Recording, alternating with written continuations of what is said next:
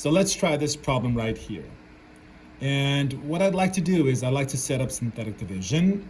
So fill in the missing zeros if necessary. And also, since 3i is 0, we know that negative 3i is also a 0. So let's begin the process here. And if you agree with me, these are the numbers that we should get with synthetic division. And the degree was 7, so there should be 7 zeros. But 5 of them were given to us in the directions. So we have to find the 2 missing zeros, which are probably going to be of the complex variety. So, which number would you like to try first? How about negative 1? So let's see what we get here. Like this, like that, like this here. And this should be it. So that worked out well. That's a 0. So we can check that off. And then which number can we try next? We can try any of them, but personally, I would probably try maybe 3i. So let me try 3i here. And that's 3i. And that's going to be negative 1 plus 3i. But now in some scratch work, I have some extra paper here. As a piece of scratch work, I need to go 3i times negative 1 plus 3i. I need to go this times that. If I distribute, I get this, but then remember that I squared is negative 1. So this is negative 3i minus 9. And that goes here. And then if I add those numbers, I get negative 1 minus 3i. Let me focus my camera just in case. And if I multiply this times this, let's see, that would be negative 3i minus 9i squared, which is negative 3i plus 9, and that goes here.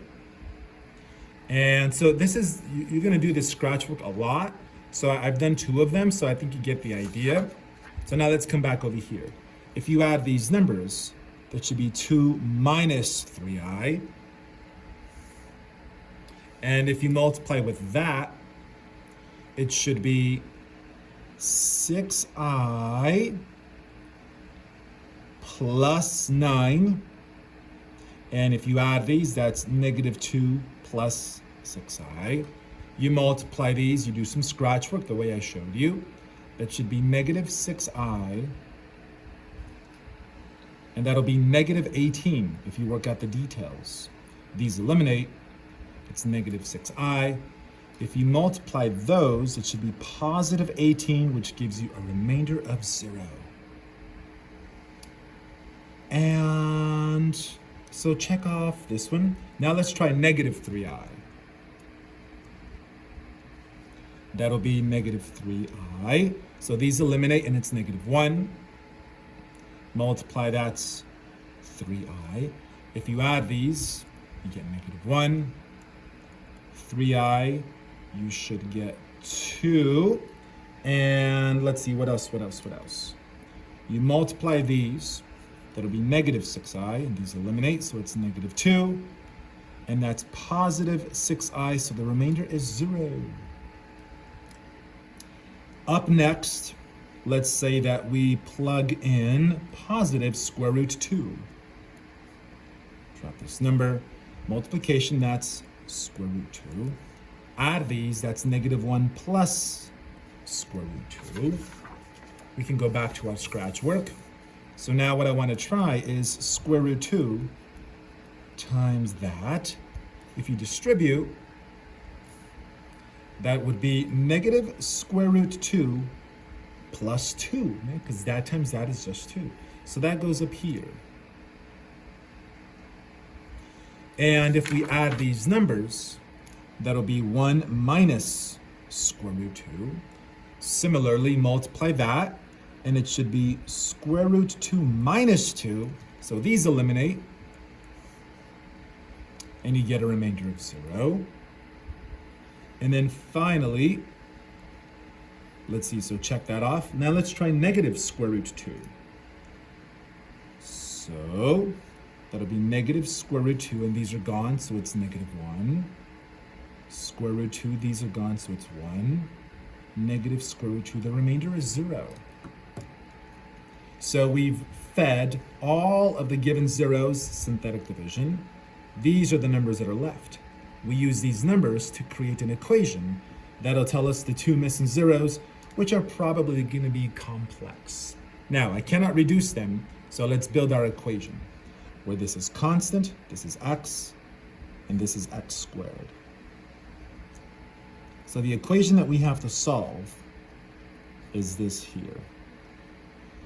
And you know what? Now that I see it, I think this is actually the same equation that we did in class. So yeah, it's going to work out. It's kind of ironic that that happens. But anyways, let's solve this equation with a quadratic formula, where this is a, b, and c.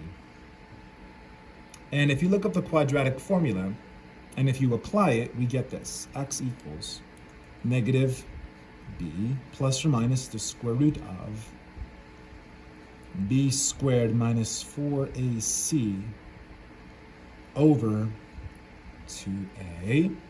And this is 1 plus or minus the square root of 1 minus 4 over 2. And this is 1 plus or minus the square root of negative 3 over 2. So we have I square root of positive 3, because as soon as you put I, you can dismiss the negative. And then you can break this up into two parts.